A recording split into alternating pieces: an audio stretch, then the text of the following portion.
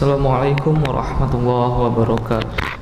Waalaikumsalam warahmatullahi Alhamdulillahirabbil alamin alladzi arsala rasulahu bil huda wa dinil haqq liyudhhirahu 'ala dini kullihi walau karihal kafirun. Asyhadu an la ilaha illallah wahdahu la syarikalah wa asyhadu anna Muhammadan abduhu wa rasuluhu la nabiyya ba'da.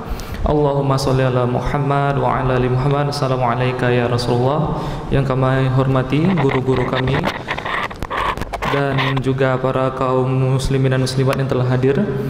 Nah, mungkin kami akan menjelaskan bagaimana perang pemikiran itu tuh berlangsung sebenarnya di sekitar kita, bahkan dari momen-momen yang ternyata sudah dekat bahkan berlalu. Bapak, ibu-ibu, kaum muslimin dan muslimat yang dirahmati oleh Allah Subhanahu wa taala, di sini kami punya gambar. Ya, di sini kami punya gambar bahwa fenomena-fenomena yang paling dekat itu seperti ini sekarang. Ada ini kalau dibilang palsu, tapi udah ada beritanya. Ini adalah paket. Maaf. Oke.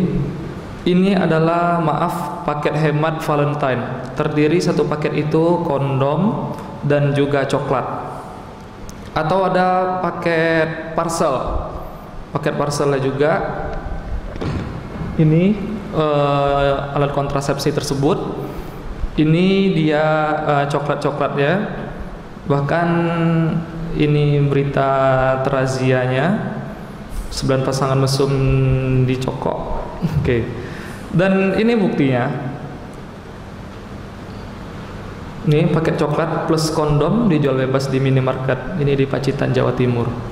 Nah, ini yang sekarang kita hadapi sebenarnya, bahwa kalau kita menganggap Valentine itu sebuah hal-hal yang biasa saja, Valentine itu kayaknya enggak kan lah kita ingin mengikuti tersebut. Tetapi ini yang terkuak ini baru di Pacitan. Apa kita yakin di Pekanbaru dan di Riau ini tidak ada? Nah, yang menarik kemudian Bapak, Ibu-ibu, kaum muslimin dan muslimat yang dirahmati oleh Allah Subhanahu wa taala serta sobat Rubani yang dirahmati oleh Allah Subhanahu wa taala. Sebenarnya mengapa sih timbul perang pemikiran? Ada apa dengan perang pemikiran? Mengapa dia timbul kemudian dan cukup akhirnya menjadi bahan diskusi? Pertama, adanya perang pemikiran itu salah satu alasan pokoknya yang jelas ya ini aja sebenarnya. Ada sebagian orang yang menganggap standar kebenaran itu tuh berbeda-beda. Standar kebenaran menurut dia. Ada orang yang betul-betul beriman, standar kebenaran dia itu berdasarkan Islam semuanya. Tapi kalau misalnya ada sebagian orang, standar kebenaran itu belum tentu Islam. Karena menurut dia dengan metode hermeneutika kalau tidak salah itu yang kaum orientalis membedah-bedah isi Al-Quran dan kemudian katanya menemukan kelemahan-kelemahan Al-Quran. Nah, katanya Al-Quran itu tidak 100% benar kata mereka. Maka timbullah yang namanya faham liberal. Nah, faham liberal ini yang jelas bebas aja. Yang penting tidak ada batasan dalam berpikir. Setiap manusia diberikan hak kebebasan untuk berpikir, bahkan tentang agama. Atau misalnya yang ini kapitalis. Kapitalis ini sebenarnya faham yang ada sebenarnya dari perdagangan. Tetapi karena perdagangan ini nih yang dimana kapitalis ini pemilik modal bisa menguasai atau mengendalikan apapun yang dia inginkan sepenuhnya hanya untuk mendapatkan keuntungan yang setinggi-tingginya. Makanya kalau kita lihat, kalau ini pun dalam bentuk perdagangan, tetapi akhirnya dia berubah membuat isu-isu yang membuat dagangan dia laku. Misalnya Valentine, dimeriahkanlah Valentine agar coklat laris, bunga laris, kemudian kondom laris, kemudian kartu ucapan selamat Valentine laris dan semuanya. Dan kemudian ada lagi sekular lagi. Nah, kalau sekular ini yang penting antara agama dengan kehidupan dunia itu berbeda. Dia katanya kalau menurut orang sekular, antara agama dengan kehidupan dunia itu nggak bisa digabung. Itu hal yang berbeda. Dunia ya karena dia cuma sekali selama kita hidup, maka ya jalanin aja sesuka kita. Agama itu ya yang jelas asalkan sholat, asalkan sudah puasa, nanti asalkan udah bayar zakat, asalkan dana haji, ya udah beres agama kita. Tetapi kalau dunia itu berbeda lagi. Padahal Islam tidak pernah mengajarkan demikian. Islam mengajarkan antara agama itu akan ada ikatan yang kuat dengan kehidupan kita di dunia dan perilaku kita selama kita hidup di dunia. Nah, di sini jelas Bapak-bapak, Ibu-ibu kaum muslimin yang dirahmati oleh Allah Subhanahu wa taala, Serba Sobat Robani 91,6 FM. Kalau kita berbicara masalah Islam, itu sumbernya langsung otentik dari Allah Subhanahu wa taala. Kalau sumber itu berasal dari Allah Subhanahu wa taala, bermakna inilah sumber yang paling benar dan tidak akan ada campur tangan yang lain dan tidak akan ada namanya keuntungan dari sebelah pihak untuk kepentingan-kepentingan lain. Karena Allah yang menciptakan manusia, pastilah Allah yang memahami bagaimana karakteristik manusia dan bahkan isi hati manusia tersebut. Makanya Allah memberikan kita pagar-pagar, memberikan kita aturan-aturan agar apa? Agar sebenarnya menyelamatkan diri kita. Itu yang seperti Ustadz tadi katakan. Inilah indahnya Islam, luar biasanya Islam. Kita dalam Islam itu tidak hanya diberikan soal aja, tapi soal itu udah dikasih, sebetulnya sudah dikasihkan, jawabannya sudah ada, tinggal kita mau lagi ikut. Ini terkadang kita udah dikasih soal, jawaban udah ada, tetap aja cari jawaban yang lain. Inilah jadi masalah sekarang. Padahal Allah udah ngasih soal, udah ngasih jawaban, dan kalaulah kita mengikuti jawaban yang udah Allah kasihkan itu tadi, maka luluslah kita dari ujian tersebut. Tetapi banyak dari kita akhirnya apa? Mengikuti nih standar kebenaran yang bukan Islam ini tadi, yang notabene-nya ini hasil dari pemikiran manusia. Kita tahu manusia itu bisa saja benar, bisa saja dia salah, dan dia berbicara sesuai dengan kemampuan ilmu yang dia peroleh. Dan manusia jelas dia memiliki keterbatasan. Sampai sekarang belum ada manusia yang ketika dia lahir dia hafal semua nama ikan di laut. Nggak akan dia hafal. Pasti dia akan belajar dulu. Oh, ini ikan apa, ini ikan apa. Atau misalnya begitu manusia lahir, nggak akan dia langsung bisa menghafal nama alat-alat tulis. Oh, inilah spidol, beda spidol antara pena seperti ini. Pasti dia belajar dulu. Tetapi yang anehnya, hukum dan kemudian pandangan yang dibuat oleh manusia tersebut yang akhirnya dipegang pula oleh manusia, yang dijadikan landasan berpikir dia dan dijadikannya inilah standar kebenaran bagi hidup dia. Jadi dia udah punya Al-Quran yang sebenarnya masalah hidup ini udah Allah ajarkan di Al-Quran, udah Allah kasih jawabannya, tetapi dia masih memilih dengan cara yang lain yang menurut dia ini benar. Padahal belum tentu ini benar, dan jelas-jelas apa yang dikatakan di sini tadi udah jelas-jelas salah sebenarnya. Ini yang menjadi sebenarnya menjadi menarik sebenarnya harus kita pikirkan. Ada apa yang salah dari kita sekarang? Apa yang salah di diri kita sekarang? Allah kok udah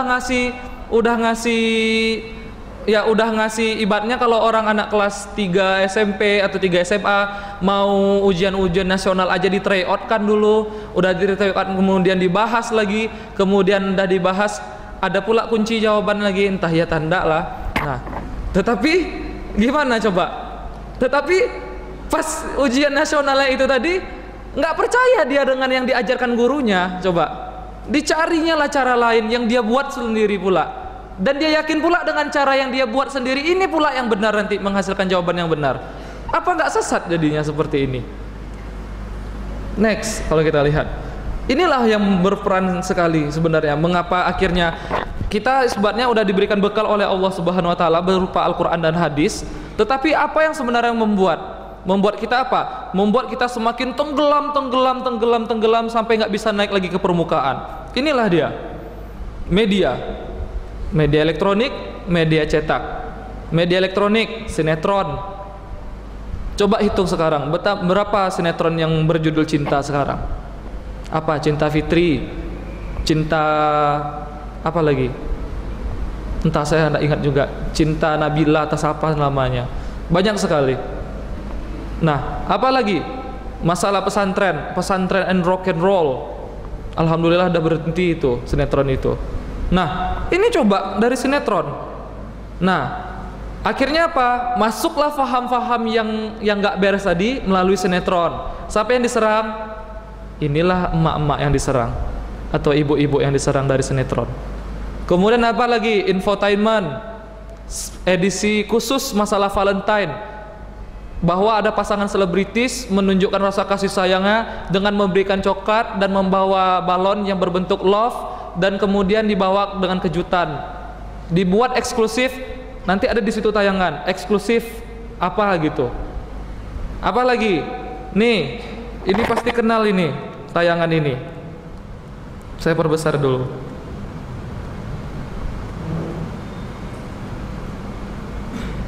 Ini apa kira-kira? Apa kira-kira? Pasti kita tahu. Ini mulai dari jam 8 malam kalau nggak salah sampai jam 12 malam ini. Nah, ini dari sini masuk juga.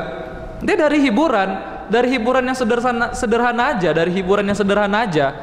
Tapi dimasukkan pemikiran-pemikiran di situ seolah-olah itu udah menjadi hal yang biasa dan menjadi hal yang ya bisa dibuat seru-seruan lah. Nah, coba. Kemudian apa lagi? Mau kita berbicara dari media cetak. Ini dia. Dari media cetak. Ada komik yang berbisah masalah Valentine. Apa lagi? Nih majalah Valentine Times, waktunya untuk Valentine.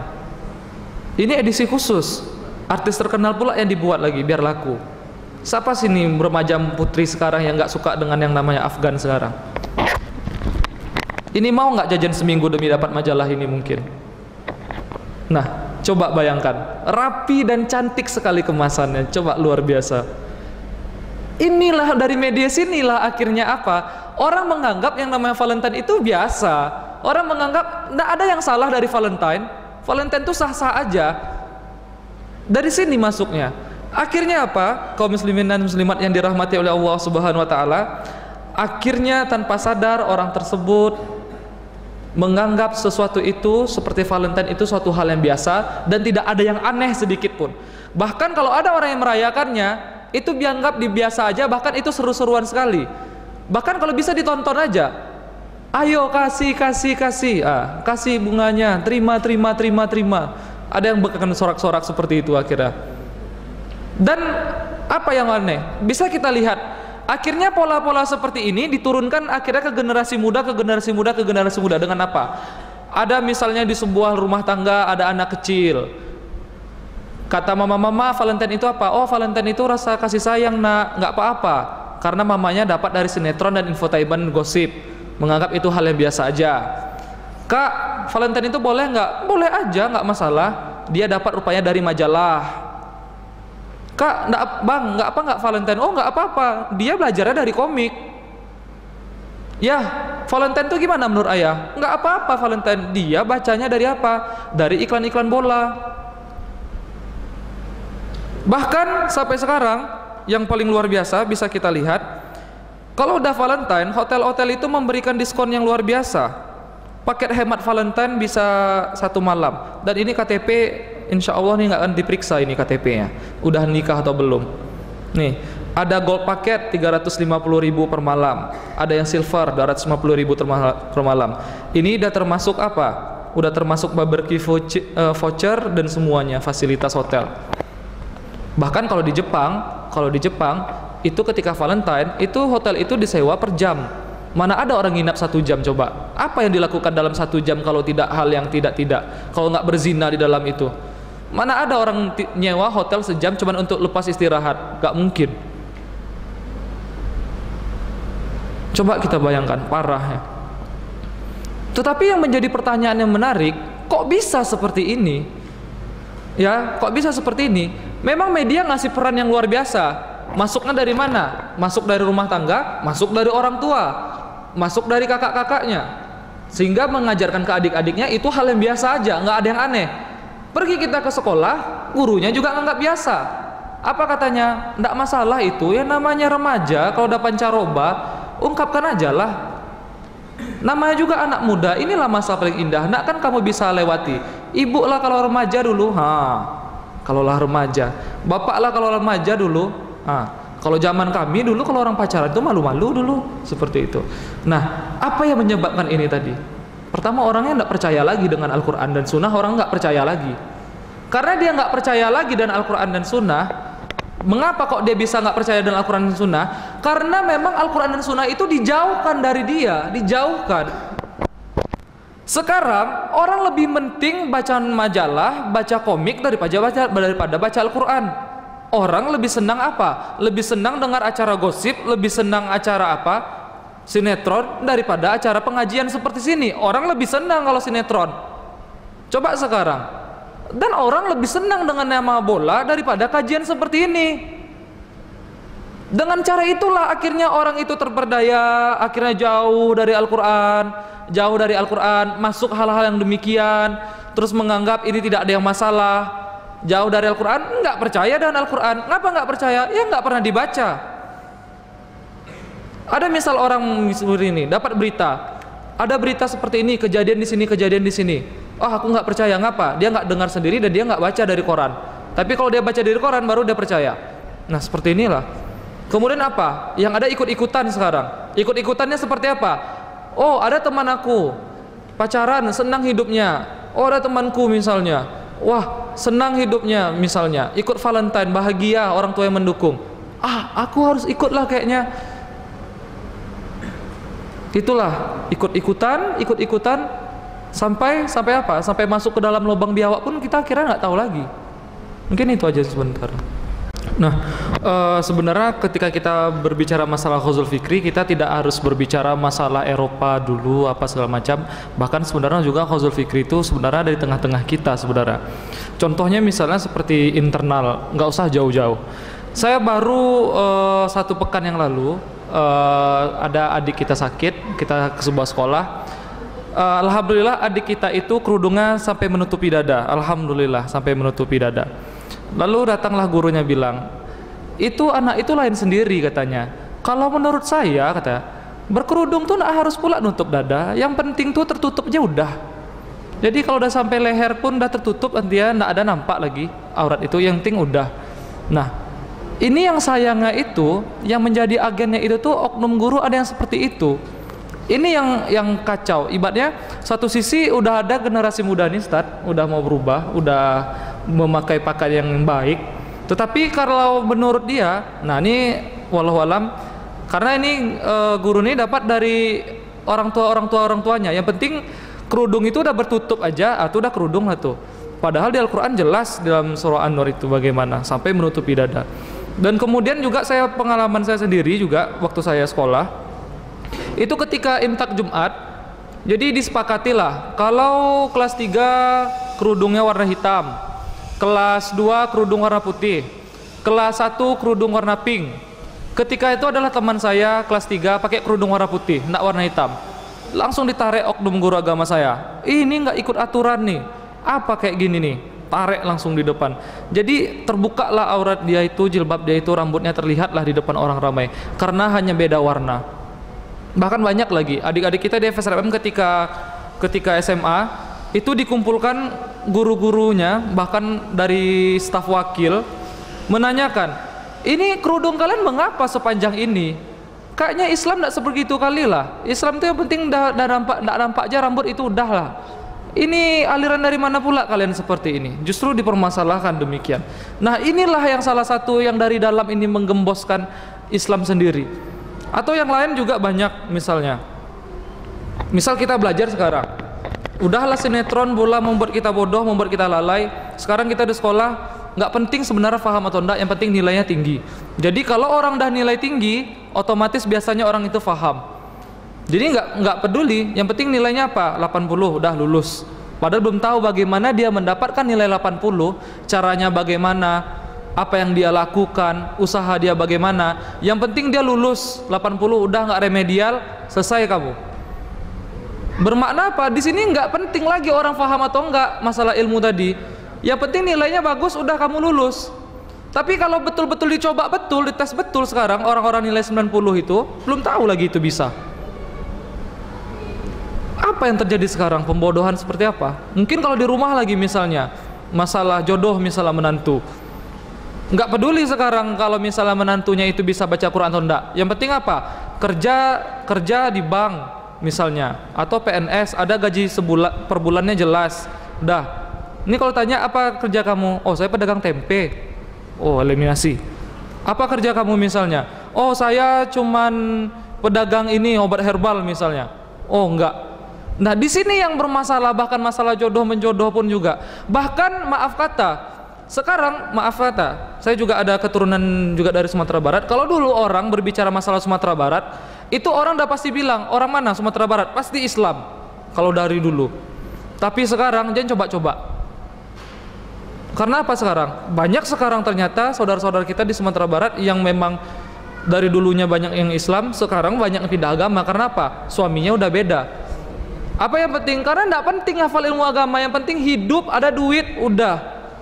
Mau pindah agama, mau agamanya itu apapun, udah nikah aja. Yang penting hidup senang, tidak ada yang namanya susah lagi. Nah, itu yang parah sekali. Masalah jodoh menjodohkan itu lagi sebenarnya. Oke, mungkin itu saja, mungkin sedikit.